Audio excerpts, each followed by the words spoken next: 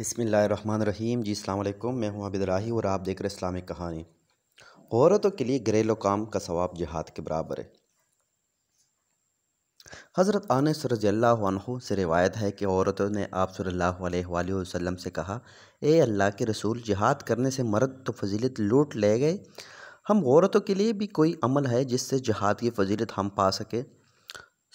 آپ صلی اللہ علیہ وآلہ وسلم نے فرمایا، ہاں، گھریلو کام میں تمہارا لگنا یہ جہاد کی فضیلت کے برابر ہے۔ اندرونی خانہ جتنے بھی امور ہے، خواہ اس کا تعلق کھانے سے ہو، خواہ صفائی سے ہو، اور بچوں کی تربیت و پرورش سے متعلق ہو، یا سامان کے نصب و ضبط سے متعلق ہو، ان سب کی نگرانی اور دیکھ بھال کو بحسن طریقہ پر عمل کرنا عورت کی ذمہ داری ہے، اور اللہ کے رسول نے اس کی بڑی فضیلت بیان کی ہے اور اس پر بڑا ثواب دیا ہے۔ مردوں کو جو جہاد اور قتال میں ثواب دی ہے، وہی ثواب شریعت نے ان عورتوں کو گھریلو کام میں دیا ہوا ہے۔ افسوس کہ مالدار اور نئی تہذیب سے متاثر عورتیں اسے غیب اور شرافت کے خلاف سمجھتی ہے۔ وہ برتن دھونے کو، جھاڑو دینے کو، گھر صاف کرنے کو، گھر میں نل کنواں ہو تو پانی بھرنے کو معیوب اور عزت و شان کے خلاف سمجھتی ہے، اس لیے یہ کام خادمہ سے لیتی ہے۔ اگرچہ خادمہ رکھنا مالی و صحت کے اعتبار سے جائز ہے، مگر ان کاموں کے کرنے میں کوئی عیب نہیں، یہ تو ثواب کا کام ہے۔ عزیز ماؤں اور بہنوں، آج ثواب لوٹ لو، کل آخرت میں کام آئے گا۔ نوابوں کے طریقے اور مغربی تہذیب پر لعنت بھیجو۔ عورت کے ذمہ گھریلو خدمت ہے۔ زمرہ بن حبیب سے مروی ہے کہ آپ صلی اللہ علیہ وآلہ وسلم نے اپنی بیٹی سیدہ فاطمہ رضی اللہ عنہ کے متعلق فیصلہ فرمایا کہ وہ گھریلو کام کرے گی اور حضرت علی رضی اللہ عنہ گھر سے باہر کام کریں گے۔ ابن کمیم رحمۃ اللہ علیہ نے زاد المعاد میں ابن حبیب کی الوثقہ سے نقل کرتے ہوئے لکھا ہے کہ آپ صلی اللہ علیہ وآلہ وسلم نے حضرت علی کرم اللہ وجہہ اور سیدہ فاطمہ رضی اللہ عنہا کے درمیان فیصلہ کرتے ہوئے جب انہوں نے خدمت اور کام کے متعلق شکایت کی، فرمایا کہ فاطمہ رضی اللہ عنہا تو گھر کے اندر کا کام انجام دے گی اور حضرت علی رضی اللہ عنہ گھر سے باہر کا کام کریں گے۔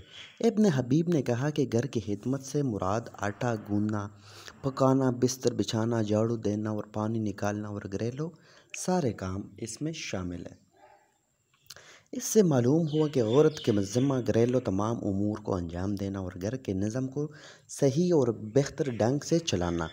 گھریلو کام میں کھانا پکانا، کپڑے بستر کی صفائی کا انتظام کرنا، گھر کی صفائی، جھاڑو وغیرہ لگانا کا گھریلو تمام اشیاء کی حفاظت اور بچوں کی دیکھ بھال اور نگرانی ہے۔ غلہ وغیرہ کا نظم، اس کی صفائی اور تمام خودونی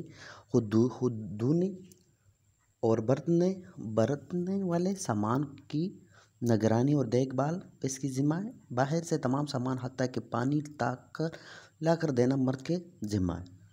اگر سے باہر جو کام ہو، عورت اس کے لیے باہر نہ جائے گی۔ عورت گھر کی نگہبان ہے۔ حضرت ابن عمر رضی اللہ عنہ سے روایت ہے کہ میں نے آپ صلی اللہ علیہ وآلہ وسلم کو یہ فرماتے ہوئے سنا کہ تم میں سے ہر ایک نگہبان ہے، تم میں سے ہر ایک سے اپنے ماتحتوں کے بارے میں پوچھا جائے گا، اور امام راغی اور اس سے اپنی رعایا کے متعلق پوچھا جائے گا، اور آدمی اپنے اہل و عیال کا نگہبان ہے۔ عورت اپنے شوہر کے گھر میں نگہبان اور خادم و نوکر اپنے آقا کے مال میں نگہبان ہے۔ اللہ عز و جل نے مرد کو باہری امور میں جس میں اہم ترین معاشی امور ہے، اس کا حاکم کی نگہبان بنایا کہ گھر کے تمام امور کی ذمہ دار ہے۔ کھانا پکانا، گھر کی صفائی ستھرائی، خانگی سامان کا نظم اس کو ذمہ ہے۔ کیا منگانا ہے، سامان دال وغیرہ کے پکے گا، کتنا پکے گا وغیرہ وغیرہ۔ گھریلو سامان میں کیا چیز کہاں پر رہے گی، کس میں کیا کمی و بیشتری ہوگی، باورچی خانہ کا سارا نظم عورت کے ذمہ رہے گا۔ مرد سامان صرف باہر سے لا کر دے گا اور ہر جگہ اپنی بات کی ضد نہ کرے، نہ اس معاملے میں عورتوں کو پریشان کرے، کیونکہ اتنا خرچ کیوں ہوا، ہاں اسراف اور ضائع ہونے کی گرفت کر سکتا ہے۔ اس طرح عورت گھر میں بچے کی تربیت میں حاکمہ ہے، محبت، ضرورت اور تجربہ کے پیش نظر جو کرے گی بہتر کرے گی۔ گھریلو معاملہ میں عورت خود مختار ہے، اس کے نظم میں مرد بلا ضرورت دخل نہ دے، ورنہ گھر کا نظم درہم برہم رہے گا۔ اللہ عز و جل نے اس کی فطرت میں گھر کے نظام کی سنوارنے کی صلاحیت دی ہے، وہ خود بہتر سے بہتر انتظام چلائے گی، مرد اس پر اعتبار کرے۔